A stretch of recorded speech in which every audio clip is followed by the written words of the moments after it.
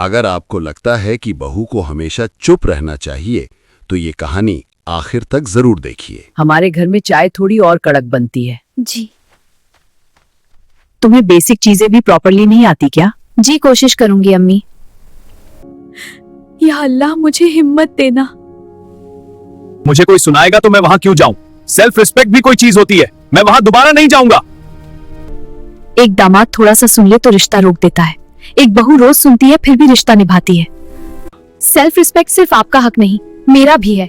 फर्क बस इतना है, आप नाराज होकर रिश्ता तोड़ सकते हैं और मैं रोकर भी उसे जोड़ती हूँ।